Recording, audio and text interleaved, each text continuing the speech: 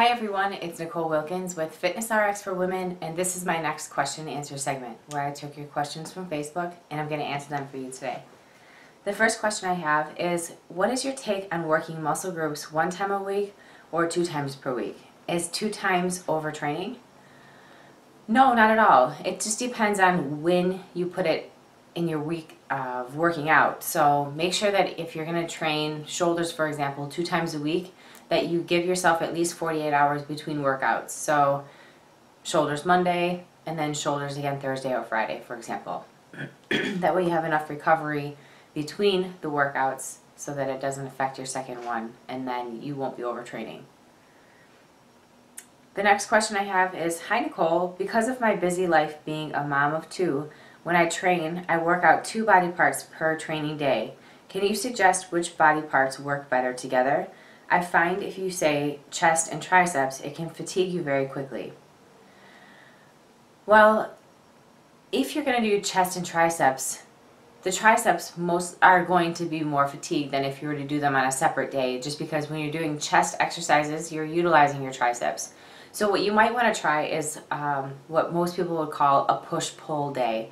For example, if you're going to do 2 body parts, do chest and back, because the push would be chest and the pull would be back. So any type of pulling exercises, you're working your back.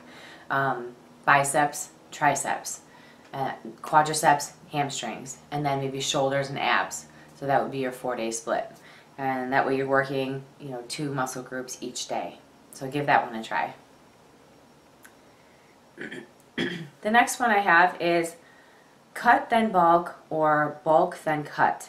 In my mind, I feel if I cut fat first, I will be leaner and be able to actually see the muscle as it develops and make changes needed if I started getting too big. I feel if I bulk first, then lean out, my results will be a surprise. What are the pros and cons of each method? I'm planning to compete in the bikini division next year. P.S. Congratulations on your recent victory. Thank you. Okay, a few things. One, I don't believe in bulking. I believe that you should stay within a 10-pound range of your competition weight, and it's sufficient enough where you're getting enough calories and you have enough energy to train and lift heavy, and you can gain muscle. And it's very difficult to gain lean muscle throughout a year. I would say a couple pounds is pretty good. But what happens is you change your body shape. If you put on too much weight, then you're going to have to work way too hard to get it off when you start your competition prep, which then it makes it not fun at all, because calories have to be lower, your cardio probably will have to be higher, when you could stay at a pretty healthy and good range, and then it makes it easy to transition between in-season and off-season. So, 1, I don't believe in bulking. Number 2, as a bikini competitor, I absolutely don't believe in bulking, because as a bikini competitor, bulking is a little bit more common in bodybuilding, but in bikini, you really should stay fairly close to your body weight on stage. Just like figure athlete, you want to be able to do a photo shoot in 2 or 3 weeks if you get asked to do one, or be able to work in a booth and wear a tight tank top and be comfortable. So these are things that you should think about in the off season as well, especially if you want to make a career out of it. The next one I have, is it 100% necessary to cut out all alcohol while trying to burn fat? Occasional red wine even? Alcohol has 7 calories per gram. It's just like 4 calories per gram of carbohydrate. Alcohol still has calories, and it's sugar, so I would count it as a dessert. Now, would you have dessert every day?